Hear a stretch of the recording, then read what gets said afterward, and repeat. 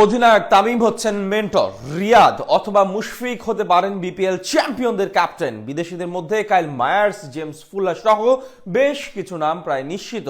দেশীয়দের মধ্যে আছে বেশ কিছু তারকা ক্রিকেটার। গ্লোবাল সুপার লিগে সেরা দল নিয়ে যাবে ফরচুন বরিশাল। সব মিলে তামিমকে মেন্টর রেখে কেমন হতে চলেছে ফ্র্যাঞ্চাইজিটির স্কোয়াড, সেটাই জানবো রিপোর্টে। কত স্বপ্নই না ছিল তামিম ইকবালের। বিপিএল এর পর গ্লোবাল সুপার লিগেও কীর্তন খোলাপাড়ের ফ্র্যাঞ্চাইজি ফরচুন বরিশালকে করবেন চ্যাম্পিয়ন। দুনিয়ার সেরা সেরা ফ্র্যাঞ্চাইজিগুলোকে হারিয়ে অধিনায়ক হিসেবে আরও একবার শিরোপা উঁচিয়ে ধরবেন ক্যারিবীয় দ্বীপপুঞ্জে। কিন্তু বিধাতার অনিশ্চয়তার খেলায় সেই তামিম আজ অনিশ্চিত পথে।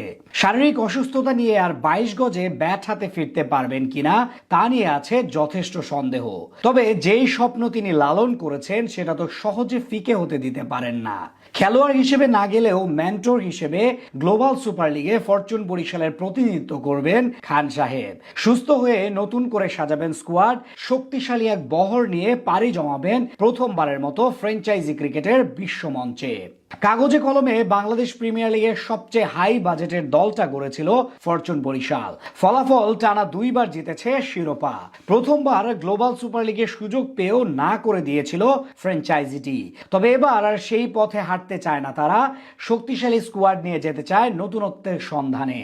টুর্নামেন্টে চ্যাম্পিয়ন হতে 2025 বিপিএল এর পরপরই বিদেশি ক্রিকেটার ও লোকাল সদস্যদের সাথে অনানুষ্ঠানিক কথা সেরে রেখেছিলেন অধিনায়ক তামিম এবং মালিক মিজানুর রহমান। যেহেতু ক্যাপ্টেন হিসেবে খান সাহেবের থাকাটা প্রায় অসম্ভব, তাই দলের দায়িত্ব নিতে পারেন 2 সিনিয়র মুশফিকুর রহিম অথবা মাহমুদুল্লাহ রিয়াদ।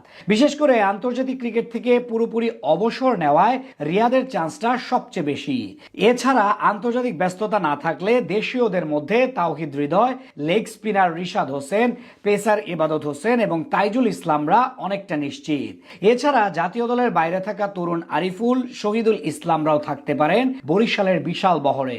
এদিকে বিদেশি ক্রিকেটারদের দিক থেকেও কোনো প্রকার কাল ক্ষেপণ করতে চায় না ফ্র্যাঞ্চাইজিটি। 11তম বিপিএল এর পরেই জানানো হয়েছিল কাইল মায়ার্স ও জেমস ফুলারের সাথে কথা অনেকটা এগিয়ে রেখেছে টিম ম্যানেজমেন্ট। যদি ন্যাশনাল টিমের ডিউটি না থাকে তাহলে জিএসএল এ বরিশালের জার্সি গায়ে দেখা যাবে দুজনকে। তাদের পাশাপাশি পাকিস্তানের জাহানদাদ খান এবং ইংলিশ ব্যাটার ডেভিড মালানকেও বুকিং করে রেখেছে তারা। এই দুইজনের পাশাপাশি আমেরিকা ও ওয়েস্ট ইন্ডিজের 2-1 ক্রিকেটার দেখা যেতে পারে স্কোয়াডে। অর্থাৎ বেশ শক্তিশালী দল গঠন করে পাড়ি জমাবে ক্যারিবীয় দ্বীপপুঞ্জে। গ্লোবাল সুপার লিগের প্রথম আসরে ফরচুন বরিশালের বদলে বাংলাদেশ থেকে অংশ নিয়েছিল রংপুর রাইডার্স। টুর্নামেন্টের প্রথম আসরেই অস্ট্রেলিয়ার ক্লাব ভিক্টোরিয়াকে হারিয়ে শিরোপা নিয়ে আসে নুরুল হাসান সোহান বাহিনী।